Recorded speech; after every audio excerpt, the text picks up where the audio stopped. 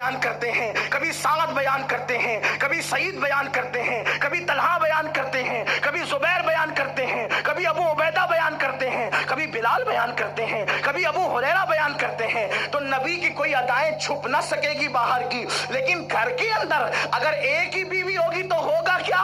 اگر وہ بھول گئی تو لوگ کہیں گے نبی کی گھریلو زندگی پہ میں کیسے عمل کروں؟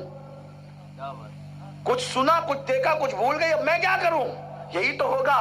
قدرت نے کہا پیارے ایک ساتھ تجھے 9 رکھنا ہوگی اپنے حرم میں، 9 ازواج، پاک ازواج، اور وہ بھی اپنے دور کی سب سے بے مثال عورتیں۔ ان کا اس دور میں کوئی ثانی نہیں، بلکہ کسی دور میں بیوی ہونے کی حیثیت سے ان کا کوئی ثانی نہیں۔ وہ کوئی عورت ان کی طرح نہیں، اور کائنات کی عورتوں کی طرح وہ نہیں۔ ان کی شان ہی نرالی ہوگی۔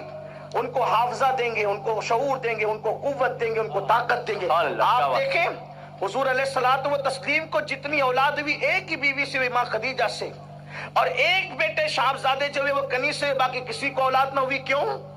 جس کے صدقے سب کو اولادیں مل رہی ہے، اس کو کیوں اولاد نہیں؟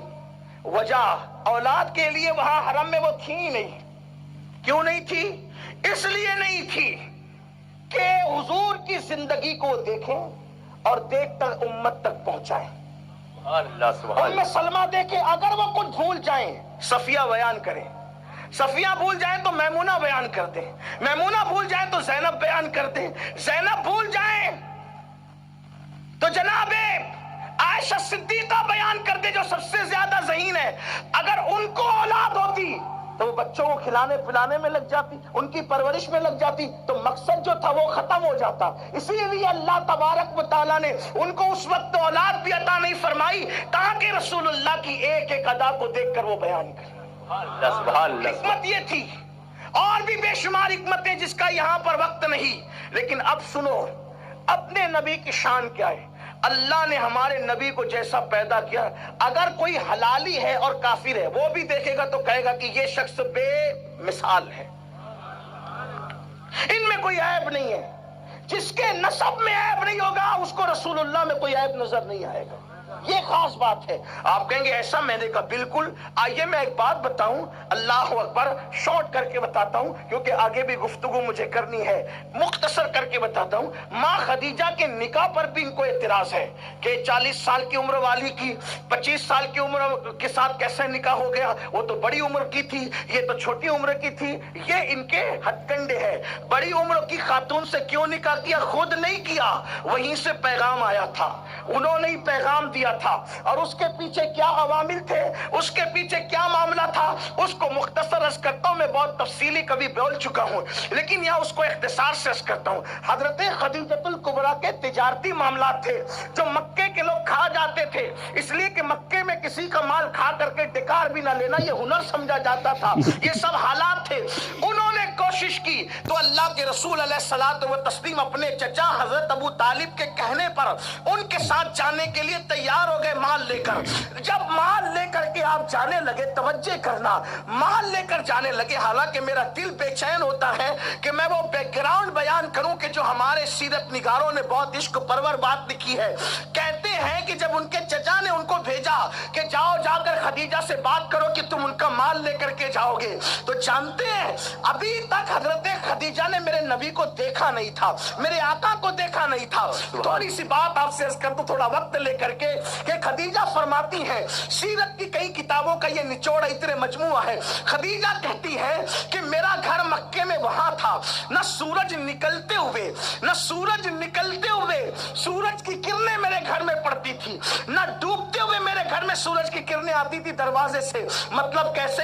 اگر ہندوستان میں سدی پیٹ میں کسی کا گھر ایسے ہو شمال اور جنوب کی طرف تو بولو سورج نکلے گا تو بھی دروازے سے روشنی یعنی سورج کی کرنیں نہیں آئے گی، اور جب سورج ڈوبے گا بھی تو سورج کی کرنیں دروازے سے نہیں آئے گی۔ اما خدیجہ کہتی ہے مکے میں میرا گھر ایسے جگہ تھا کہ جہاں سورج نکلتے وقت یا ڈوبتے وقت دروازے سے میرے گھر میں روشنی نہیں آتی تھی، میں دیوار کی طرف رک کر کے کسی کام میں مصروف تھی، اور ماں خدیجہ ملکہ تجار کہلاتی تھی۔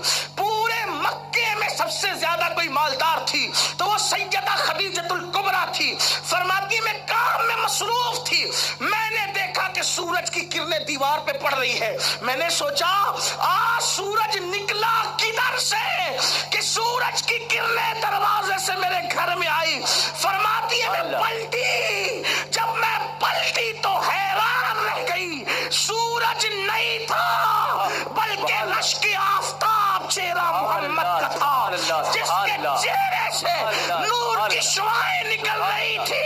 اور میں نے دیکھا تو میں حیران رہ گئی, کیا کائنات میں کوئی اتنا خوبصورت بھی ہو سکتا ہے؟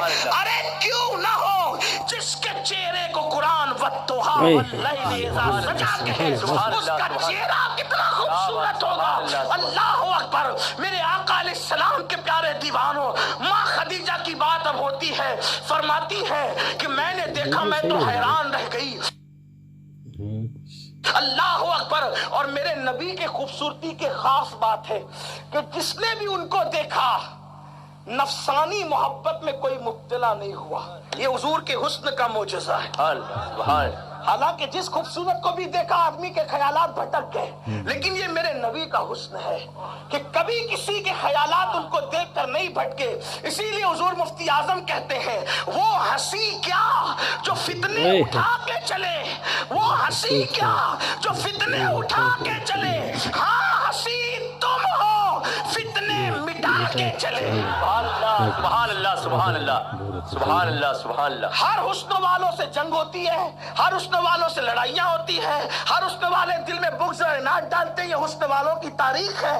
حسن والے جو ہے قاتل ہوتے ہیں, حسن والے کسی کو مار ڈالتے ہیں, بے مروت ہوتے ہیں. ایسا لوگ کہتے ہیں, تاریخ میں لکھا ہے, میں نہیں کہہ رہا ہوں, ہے نا.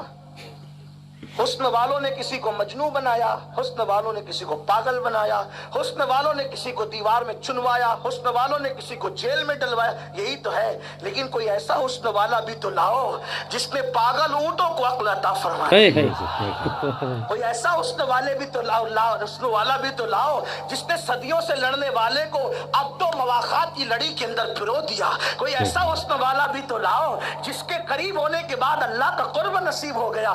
یہ بھی الگ سا شان والا عنوان ہے. لیکن عرض کر رہا ہوں, اما خدیجہ کہتی ہیں کہ پھر میں نے کہا کہ میں اپنا مال تمہیں دوں گی, لیکن میں ان کو دیکھ کر حیران تھی کہ یہ کسی جھوٹے کا چہرہ نہیں ہے, یہ کسی سچے کا چہرہ ہے. حضور کے چہرے کا حال یہ تھا مسلمانوں, کیا عرض کروں اس چہرے کے بارے میں.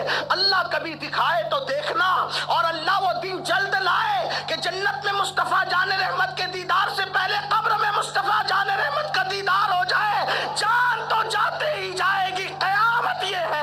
اب یہاں مرنے پہ ٹھہرا ہے نظارہ تیرا.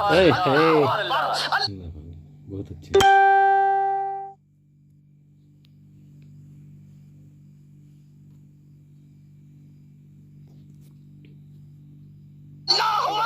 آج پھولے نہ سمائیں گے کی رات ہے, قبر کی شب ہے, کس گل سے ملاقات کی رات. اللہ اللہ. ان کا چہرہ کیا, ان کے چہرے میں دیوار کا عکس نظر آئے, ان کے چہرے میں چاند کا عکس نظر آئے, ان کے چہرے میں سورج کا عکس نظر آئے.